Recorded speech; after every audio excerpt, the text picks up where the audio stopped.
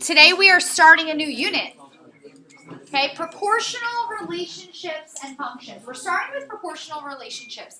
You have seen proportional relationships before. We're talking today about unit rate, which is not necessarily something new to you. Okay, this is something that comes up in 7th grade. The reason we start with this is because some of it is familiar. So here is the situation. Only the top runners in the world can finish a marathon in close to 2 hours. That's true. No one has run a marathon in less than 2 hours. This graph shows the pace that one runner followed in a race. We're going to find the unit rate. Okay, so take a look at the graph, and let's recall, what do we remember about a graph in general? Like, what are the parts of our graph? What makes up this graph? So X and Y. All right, so we have an X and Y axis. Which is which? X is down. Our x-axis is our horizontal, good. And our y-axis is our vertical. What else do we remember? 0 is over 0, 0? Yeah. What is that called? The origin. Origin. 0, 0 is our origin. Good. So these are 3 key parts of the graph that we want to remember. If you don't remember those words, you will hear those vocabulary words used. So we want to refresh our memories. What are coordinates? If I asked you to tell me what is the coordinate for point A, what would you say? 420.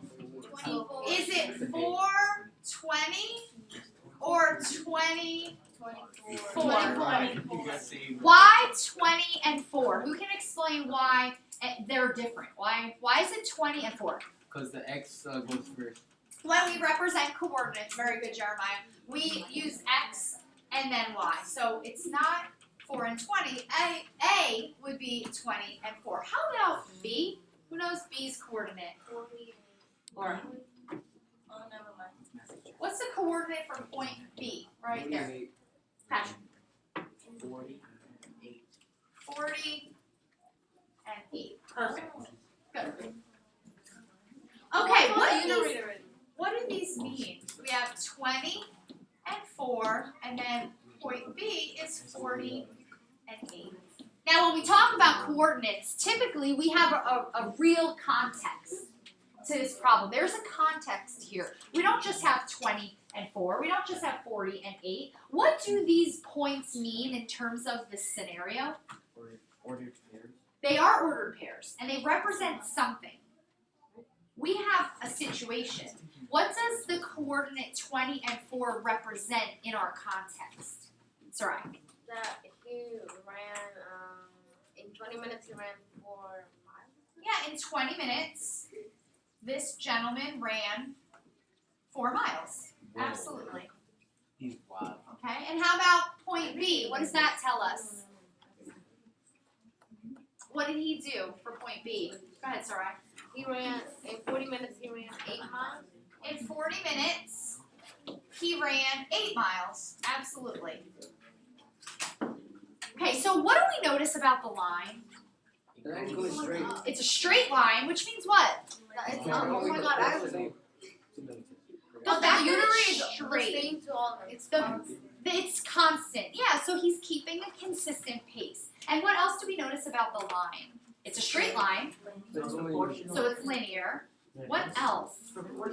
How do we know it's proportional? Is it only the fact that it's a straight line that makes it proportional? It goes through the origin. Good. Quiet down in the back, please. If that line is straight and goes through the origin, it's proportional.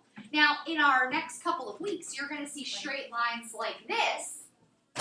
That's linear. It's a straight line, but it's not proportional because it doesn't go through the origin. Okay, we'll start to talk about those types of lines next week. So how can we use the information to find the rate per minute? So now we're talking about unit rate. What do you remember about unit rate? That you have one. Or you got to distance for one. So our unit rate is per 1. And it depends on the situation, but in this scenario, if we're trying to find our unit rate and it says rate per minute, we're looking for the rate in how long? 1 minute. In just 1 minute. So the miles in 1 minute. And the word per is used a lot. Think about miles per hour, dollars per gallon. miles per minute. That's all a unit rate. We're trying to figure out how many for just one. So we want to try to find out the number of miles in 1 minute. Now you have a lot of experience with unit rate. So if you're looking at this graph and you have this situation, could you tell me what the unit rate is? Yes. What is the unit rate here? Take a second. Don't call it out. What is the unit rate? David. 5-1. 5. Okay, how'd you get 5? So 5? No, wait. 1-5. Yeah, 1-5. Is it a whole number? No. No, because we're looking for how many miles are run in 1 minute. So miles for 1 minute.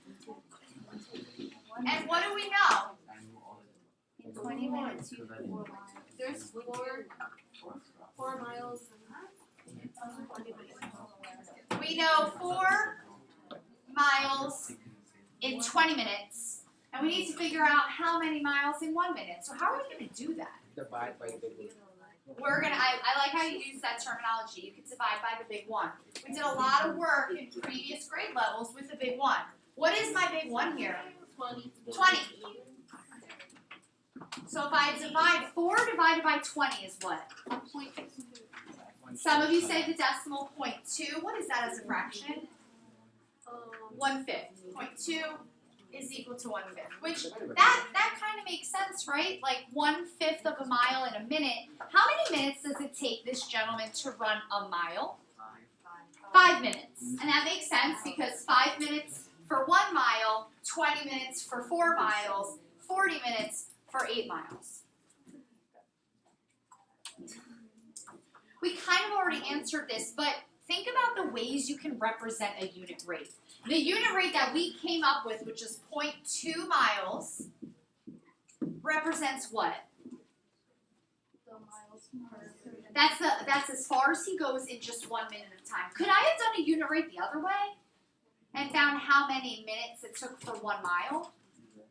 Absolutely. Yeah, that also could have been considered a unit rate here. I could have found it. So now we're going to take some notes. There's certain things that I'm going to want you to have written, and more importantly, you're going to want to have written down. Okay? So typically, if there's things that we want to focus on, I'll try to color code them. So what's in red? Okay? The unit rate can be represented by the slope of the graph. So we're adding in some terminology here. The slope of the graph. So everyone should be writing that down. The unit rate can be represented by the slope of the graph. And then we're going to look at 2 points. We're going to look at the origin of 0, 0, and we're going to look at that first coordinate there, where x is 20 and y is 4. So the unit rate is going to be represented by the slope. What do you think of when you think of the word slope? It's like What do you think of? So last year, Ms. Nieves said it was rise over run. Rise over run is how we represent it mathematically, but what do you think about when you just hear the word? I think of like a snowy, like when it's like that little mushy, like mushroom, like no, not mushroom, like the slushy. I think of like something sliding. Okay, something sliding, but like you said, snow, like a ski slope, Yeah, like right? When we talk about the slope, we're talking about the steepness of a line. So in this graph, the slope can be represented numerically to show that increase. Okay? And like you were told last year, we can represent it as rise over run, and you'll hear this used a lot. So in this situation here, we're talking about how much, from one point to the next, how much are we rising? I'm going from this value up to 4, because I have a y value of 0, and I'm going up to a y value of 4. So I'm rising 4. And how much am I running? I went, 20. I went from 0 to 20. So my rise over run would be 4 over 20, which simplifies to 1/5. That is the unit rate. When we have proportional relationships, the slope is the unit rate. So you did the big one, and you came up with 0.2. Some of you just said 1/5. But notice that just by looking at the rise over run, the actual slope of the line, that is our unit rate. And we can take that even a little further. I don't have to just go from this coordinate to the other. What about this point to this point? How far did I rise? I rose 8, and how much did I run? I rose 40. If I simplify this fraction, what does it simplify to? Still 1 over 5. Still my unit rate. The slope of my line matches my unit rate in a proportional relationship.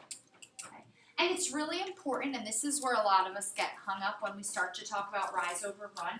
It's not the number of moves. For example, some students in the past would say that the slope here is 1 over 1 because I went up 1 line and then I moved over 1 line. But that's not the movement. We actually are going from our coordinate of 0, 0 to our other coordinate of 20 and 4. So I went from 0 to 4, right? My y moved from 0 to 4, and my x went from 0 to 20. And that's going to be shown on the next slide. There is a formula that can be used, and I am going to ask you to write it down today. We're going to use it a lot when we graph. Okay, but this is one of the ways to find your slope, which is, again, in a proportional relationship, your slope and your unit rate are the same value. This is another way. And this is the formula that I actually just showed you on the other slide. The subscript of the 2 and the 1 represents the second y value and the first y value. So what I mean by that is, in this graph, we had our origin of 0, 0, and then we had the next point of 24. So the way we can look at this is our second y value. This was our original. So I'm finding the difference between them, 4 minus 0, which represents how much I moved up. For the other value, 20, I really wanted the blue to work.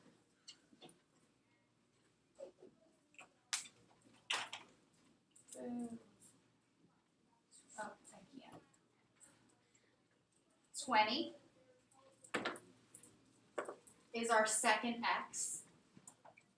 And then this 0 was where we started. So that was x1. And really I'm finding the difference. How much did I go over from my first x to my second x? And that's 20. That formula, a lot of students don't like using it, but that's actually the mathematical way of representing your rise over your run. Okay. And again, the key here today that we're focusing on is that in a proportional relationship, which we know 2 things about proportional relationships, straight line or linear, which some of you said, straight line, and they go through the origin. If I have a relationship that is proportional and I need to find the slope is the unit rate. That will not always be the case. When we have relationships that are not proportional and don't go through the origin, their slope is not the unit rate. But in this scenario, it is. Okay. Does anyone have questions about the rise over run or this formula? I tried to actually break it out here so you could see where those numbers came from. For now, a lot of the stuff that we do, you're going to be able to see the unit rate and find it just by using the big one like you've done in the past.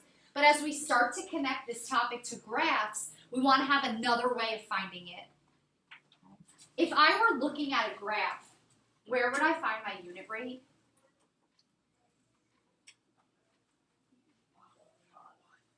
Like if I were looking at, obviously this is a very crazy hand-drawn graph, but where would you look?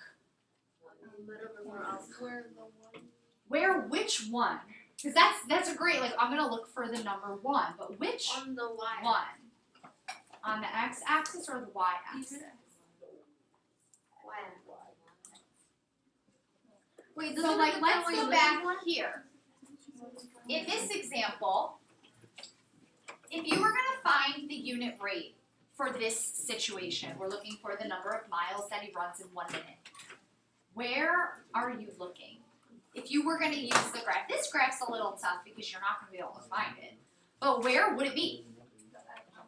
You would look at, well, at any point basically, to like find the unit rate. Okay, so you can find it. On some graphs, it might be given. And that's where you can identify. You might be able to find it on the graph. Okay. So we're going to do an activity. I'm actually going to pause the video here, but we're going to do an activity. It's a solve and pass activity. Now I'm gonna hear.